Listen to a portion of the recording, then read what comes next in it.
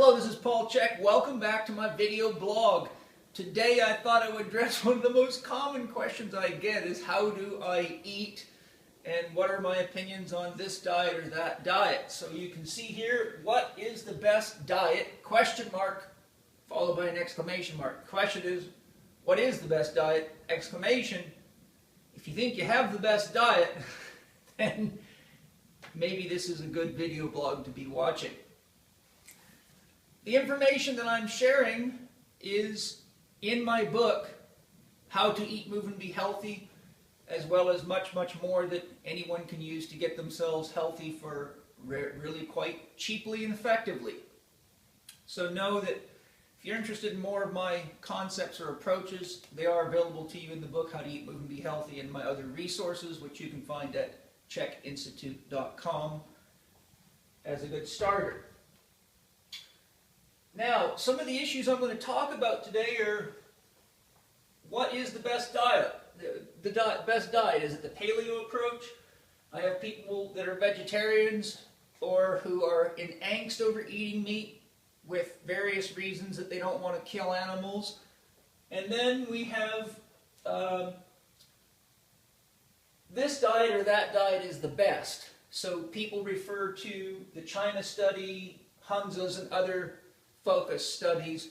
So I'll take a minute to try to describe each of these things, and I'll also talk about why I have the dietary philosophy that I have after 30 years of clinical practice in the fields of conditioning athletes, orthopedic rehabilitation, holistic health practitioner, neuromuscular therapy, mental emotional coaching, you name it. 30 years of practice dealing with the body, the mind, and the emotions. And I have been involved in dietary studies, research, exploration for the entire 30 years of it, always looking to find solutions to some of these problems in my own life and in the lives of others. So to begin with, let's just address some of the common stuff going on out there. There's a huge, huge paleo buzz going on at the moment. That buzz we must attribute largely to two organizations, WestonAPrice.org and Price-Pottinger Nutrition Foundation, who have been promoting the works of Weston A. Price and Frances Marion Pottinger for a very long time, all of which are very, very congruent with the concept of paleo dieting or eating paleo. That said, there are many misinterpretations of that work. And one need only go to a Weston A. Price conference to establish your own observations in this regard. I've been to a number of them over the years and know many people that go to them. And the key thing is that I want to point out is when I go there, I see a lot of people who are very round, carrying a lot of extra weight, whose bodies are riddled with arthritic changes, inflammation, swelling, and all the signs of faulty dieting or poor awareness of how to eat. You can overeat meat. You can overconsume cream. You can even avoid the necessity of raw food eating if you get caught up in some sort of a twisted variation on the paleo thing and think everything you're supposed to eat is an animal and you're supposed to chase that with cream and milk and all that stuff. There really is no wrong diet. There is really just a lot of diet options, like a mechanic has a lot of tools in the toolbox. So the paleo concept is a good one, but it does not work well if a person does not consider the things I'm going to share in their totality in this short discussion, which I share in my teachings, in which I teach my holistic lifestyle coaches constantly around the world. And you can learn more about the holistic lifestyle coaching program by just going to the website CHEK and having a look. So the paleo diet has benefits, but it also can be abused, and if you eat too much flesh food and fat foods, regardless of the source, it can cause problems, and it does. The next common thing I hear from those that are leaning toward vegetarianism, veganism, is I don't want to kill a cow, or I don't want to kill a chicken, or I don't want to kill an animal. That's an interesting concept, and I congratulate you for your empathy and your compassion. And I too don't like killing things. How do you think it felt to be a kid raised on a farm who became great friends with pigs and sheep, only to spend, months and months or a year or so, depending on what animal it was, feeding, loving, nurturing, and caring for these things, to see them then shot between the eyes or have their throats slit, and the next minute, they're being hung and gutted, and there's my buddies. But there's a reality factor here. The reality factor is very simply, if it's a choice between eating an animal and maintaining a high level of health and vitality so that your mind works well and your emotions are balanced and you can be an intelligent contributor to society, remember that I've never seen a cow put out a fire. I've never seen a cow improve the relationships in international politics. I've never seen a cow stop genocide. I've never seen a cow stop wars. But healthy people can do all the things that are needed in the world. When you look at how many animals' lives are being threatened by the ignorance of people who are simply eating incorrectly or eating sick animals, and if you look at the magnitude of how many people in the world need sound leaders to give sound dietary guidance, we have a real issue here. And the issue is not, should I be killing animals? It's really an issue of what can we do to love, nurture, protect all of nature and the animals so that they get a chance at a healthy, normal life and can live roaming freely and eat real food and live off of healthy soils so that we're not eating poisonous, toxic animals. And then there's the other issue of how many of us are eating far more animals than we need out of pure gluttony or confusion. And this is why I get concerned with the paleo concept, because if that goes crazy, we can end up just over-consuming and being a threat to nature in another way, just another way to do it. We could end up encouraging the use of so much flesh foods in our diet that people will do exactly what they did to organic foods, turn this into another big scam and twist it, and next thing you know, you got commercial farms popping up all over claiming to be free-range organic to support the paleo community, but what we've got is the industrialization of an intelligent idea that is further manipulated to become another source of profit and disease on the planet for people and the planet. So the question is really not, should I save this animal? The question is really, what do I need to reach my optimum potential as a human being so I can share that with the world and help other people learn how to eat intelligently for their own dream development so that we can grow a healthy community on the planet. Then there's the issue of this or that diet is the best. I've had many, many people over the years approach me about this particular book, the China Study, which looks into the diet and lifestyle practices of Chinese people and at large shows that they're much healthier or are much healthier in many ways. But those of you that are watching the news and reading people like Mike Adams and Mercola and many others also know there's a hell of a lot of sickness and toxicity and problems coming out of China as well. And remember, if you're Chinese, then this book is about you. But if you're not Chinese, then you need to take these concepts and use them like you use other data as a source of information that may be helpful if applied intelligently, but not as another dogma.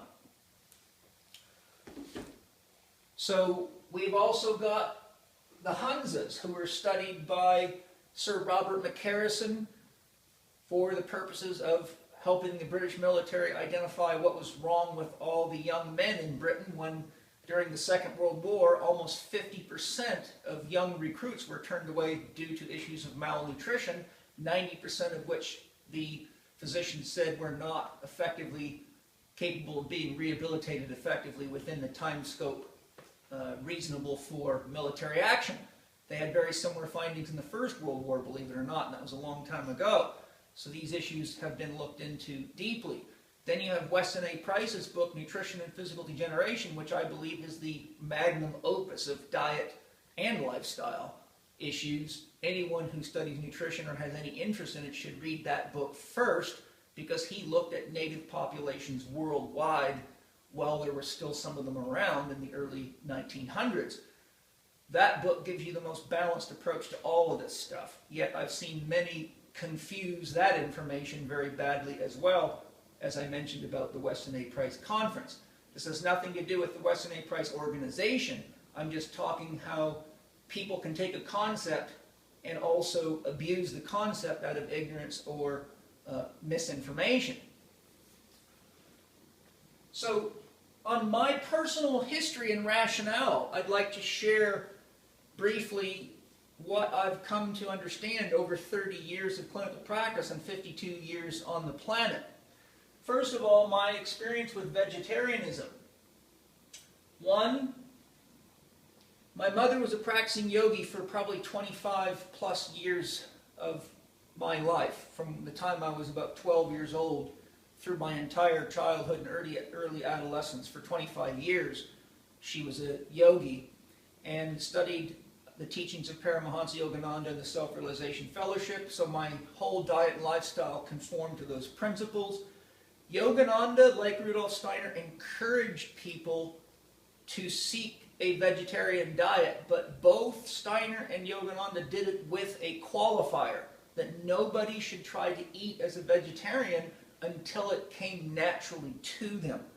There is some definite truth to the practice that specific spiritual practices such as meditation and other spiritual practices do have an influence on a person's biochemistry, their psychology, and therefore the outcome is that their dietary needs and wants tend to change. And I do know for sure that there are healthy vegetarians in the world and that you can have radical changes in your dietary needs, as I'm about to explain.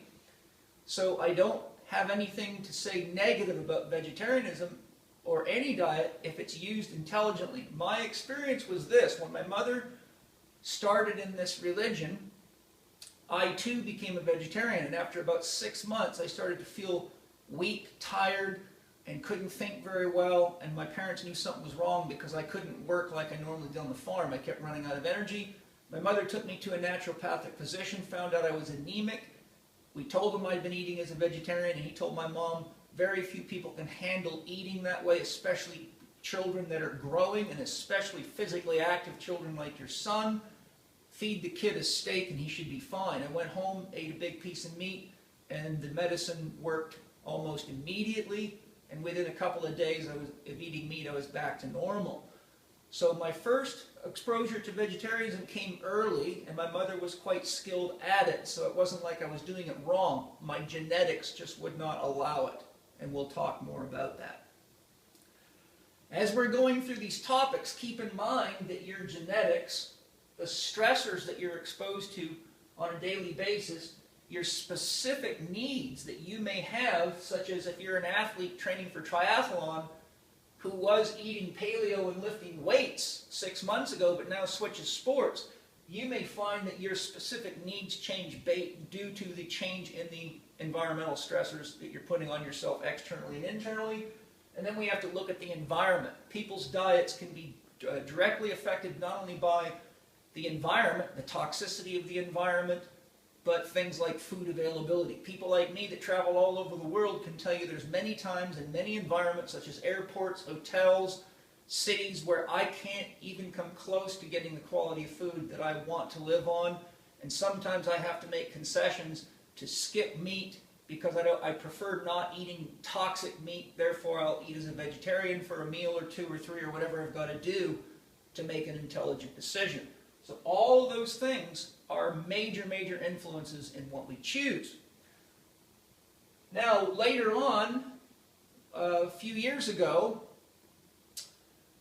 I teach a system of connecting to your inner voice, your soul, the consciousness within you, and I also teach muscle testing techniques so a person can use feedback from the intuitive or level of consciousness or from the biological level of intelligence by using the body's feedback systems, which you can do through muscle testing to fine-tune their diet. That's the approach that I teach.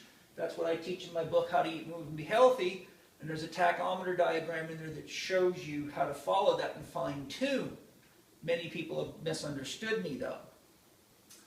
So a few years ago, my soul guided me to become a vegetarian again. That lasted for 1 year, and I was a strict vegetarian. There was nothing in there but what would be classified as strict vegetarianism. There are many beneficial changes. I don't have time to go through them all, but I noticed that I could handle, my emotions were more stable. I was less reactive. I could handle stress better. I could work longer hours and feel like I was able to recover from it. I had a good cleaning effect on my body. My intuitive connection became much stronger. I literally noticed significant enhancements in my voyant abilities, such as clairvoyance, clairsentience, clairaudience. At the same time, I also found I had to be extremely careful with heavy weightlifting. I found that no matter how hard I tried, I could not increase muscle mass very effectively at all, and that I had to be real careful to take more rest time between workouts or my body would break down. I lost a fair bit of weight. I felt good. I just looked like I'd been maybe in a bit of a starvation situation for a while. A lot of people thought I had cancer or something like that. But no, I actually felt fantastic on the inside. I just noticed that there was changes happening that were the direct result of eating that way. And I continued to ask my soul at each meal, should I eat meat, to be open to change and not have a dogma. 1 year to the day, my soul said, begin eating eggs and fish. That was when I switched to a veganism approach. Now, in this process of my career, I have studied all these things extensively, and as a side note, I have a comprehensive couple of articles called Vegetarianism Inside Out, where I looked at both the biochemical issues and the metaphysical or spiritual issues behind the whole concept of vegetarianism, and you can find those in the article section on CHEKconnect.com. I've also studied the works of Anne-Marie Kolben and Michio Kushi. Anne-Marie Kolben is more recent than Michio Kushi, but both of them teach a macrobiotic approach to eating, and Anne-Marie Kolben's work is absolutely excellent, and she gave me a lot of great ideas for individualizing people's dietary plans and cultivating awareness within them so that they can be more aware of the effects of things like sugars, fats, proteins, plant foods in general, or carbohydrates in general, below ground, above ground, on their bodies. And so I highly recommend people look into that if you want to learn some very sound dietary advice, Anne-Marie Kolben's books. Michio Kushi I was blown away by. Absolutely blown away. This guy was so evolved, so far beyond most people that write books on diet and lifestyle, it was a joke. I cannot tell you enough. If you want to read a holistic approach to life and diet and lifestyle, then read Michio Kushi's work. That said, the macrobiotic diet lifestyle lasted for about 6 months for me before, once again, my soul told me to change.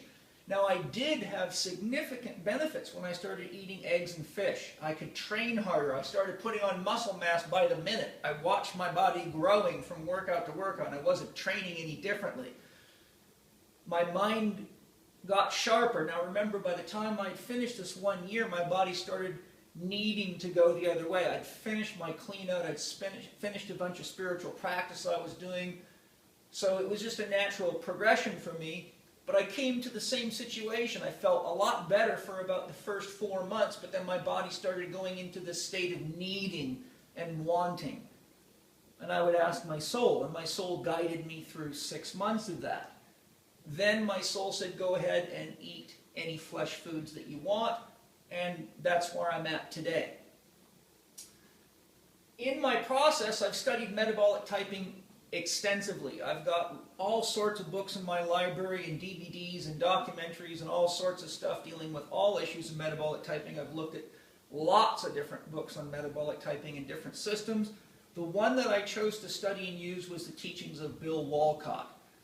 I found them to be highly practical, and I must say that Bill Walcott's application of metabolic typing was the most profound addition I've ever made to my clinical practice as one concept that had a radical influence on people. I used to study medical nutrition for years. I studied Jeffrey Bland, I studied Metagenics work, I used all sorts of the highest tech stuff I could for functional medicine to test things. I used health appraisal questionnaires, I followed the prescriptions for the various companies from standard process to Metagenics. None of them made any significant changes other than the odd person having less inflammation or minor changes. When I applied metabolic typing and started testing all my clients and encouraging them to eat organic food and to adjust their food ratios based on the requisites of metabolic typing as Bill Wolcott teaches, I saw radical changes in injury recovery rates, energy levels, mental clarity. I mean, it was like somebody had breathed life into people. I've never seen anything like it as a single application. Also, many people get metabolic typing wrong. Many people take Bill Wolcott's suggestions as written in stone prescriptions, and I've had many conversations with Bill Wolcott about that. He's a personal friend of mine, and we've had hours and hours of conversations over the years on the phone because we're both really about the same thing: world health and world consciousness, and not being stuck in a trap of a dogma. Bill also gets frustrated because people misunderstand what he's teaching, and metabolic typing is all about learning to pay attention to your inner cues and adjusting the dietary consumption and relevant factors such as sleep, hydration accordingly. But people get stuck in, oh, I'm a protein type or I'm a carbo type, and just like the Atkins diet or any other diet, get too railroaded by it. I found that what was the most important change I could make in my own life and my students' life was teaching them how to use their body and or their inner consciousness, what I call soul connection, as their guiding source instead of reading books and things written on paper. I had tremendous success with my patients and my students that applied my techniques, and many of them with tears in their eyes came back for the first time feeling healthy in many years, losing weight, and said, Paul, why doesn't everybody teach this? Because I've tried all these diets and none of them really worked. Well, because most people aren't healthy enough to understand how to teach health. They're very good at memorizing things in books and sharing concepts, but often are so detached from their own biology that they're unaware of the fact that the choices that they're prescribing are actually not even working for them. Very important. So, through vegetarianism, veganism, and metabolic typing, I have come to what I would call a flexitarian diet based on current lingo. My approach is to check in with your needs. Remember, if you have parents, for example, if your parents are European, you come from a place where the ground freezes in the winter. Plants don't grow in ice. Refrigeration was really only invented in about 1945. So for the entire span of human history, where human beings lived through winters and the ground froze, you had to live off of animal flesh, fish, and things that are warm-blooded, or you would starve to death. So each one of us has a variation on the theme of genetic possibilities, from those that can survive in the middle of the Australian desert, like inland aboriginals, or Quechua Indians, or people like that, all the way to the Eskimo living off about 90% fat and protein from animal flesh sources, because that's what's available to them. You could have any variation of that in your genes, but if your genes require animal flesh as the bioavailable option or optimal for you to get fat nutrition and animal flesh to rebuild your cells, you'll find out right away, because trying a macrobiotic or vegetarian diet will give some benefits, but it'll also cause problems. Many people get great benefit from macrobiotic diets and vegetarian diets because they're actually detox diets. It's the first time they stop eating so much poisonous meat. It's often the first time they become aware of the quality of food that they're eating. So there's many benefits, but I've also had to be a therapist for many that have caused cancer for themselves, who paradoxically got over cancer on one of these dietary approaches, but now have created another cancer because their immune systems are so disabled and their overall vitality is so diminished from seriously lacking animal fat and animal flesh as nutrient sources. And so when you help people heal from cancer, who created cancer with the cure for cancer, and you realize that there is no one answer for any disease or any diet, it's a matter of identifying what the body needs, it becomes pretty obvious that there's a lot of dietary confusion out there. It's always been my personal requirement of myself to test things, to practice, to research, and to identify if something works first and foremost in me and in my life before I begin teaching it to people. So I've done a tremendous amount of research in these areas, and I'm sharing things with you that I have legitimate first-hand experience of. So again, look at your genetics, look at what stressors you're under. Any stressors of any type, body stressors, emotional or mental stressors such as divorce, loss of a job, bankruptcy, you name it. All these can cause radical shifts in your dietary needs. Look at specific needs. For example, a lot of vegetarianism, we put that up, I put raw up there. Many people in the vegetarian movement and macrobiotic movement are very raw oriented, and then there's the entire raw movement, and there's raw vegetarian, and there's raw macrobiotic people, and there's raw with paleo. So all those are good, but I've tested this with uncountable numbers of people, and I found many people today do not have enough digestive power to effectively digest an all raw diet, and they end up with all sorts of other problems, so we end up having to mix cooked food and raw food. But I'm very, very pro-raw food. The question is, what's ideal for that person's body? What raw foods are best eaten raw? What foods aren't ideal eaten raw because of fiber content, nutrient blockers, and other such things? So there's a lot to this. Again, most people don't have the time, energy, and knowledge to even do this kind of research, but we all have instincts, and we all have an intellect, and we all have imagination, and we all have intuition if we use it, which means we have the information we need on board just through intelligent observation to make changes. And what stops people from doing that is believing too much of what they read in magazines, hear experts say, read in books, and believe, therefore, the dogmas they fall into. And we also have a lot of religious ideology that gets into the diet thing, as I discussed in my Vegetarianism Inside Out articles. And most of the religion experts are far from being diet experts, I can promise you that. They're far from being lifestyle experts, I can promise you that. They're getting closer to God oftentimes just by killing themselves off with their own lacking philosophies. So be wise. Okay, so at the end of the day, I'm a flexitarian.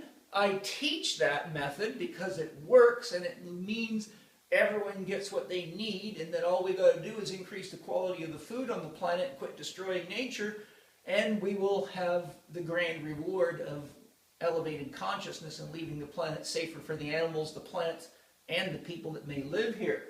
So my conclusion is healthy people make healthy choices and have the energy to take action and lead by example. I'll say it again. Healthy people make healthy choices and have the energy to take action and lead by example. So that's my summary for all of you and anyone that's interested on not only my approach, but what I think after 30 years of solid investigation is a legitimate, sound approach to diet and lifestyle that we all ought to seriously consider before we trash this planet and fall in love with science, and the next thing you know, we'll all be eating Soylent Green and living in spaceships looking down at a burnt planet full of all the dead animals we were trying to save with vegetarianism and all the rest. So thanks for joining me today. Namaste.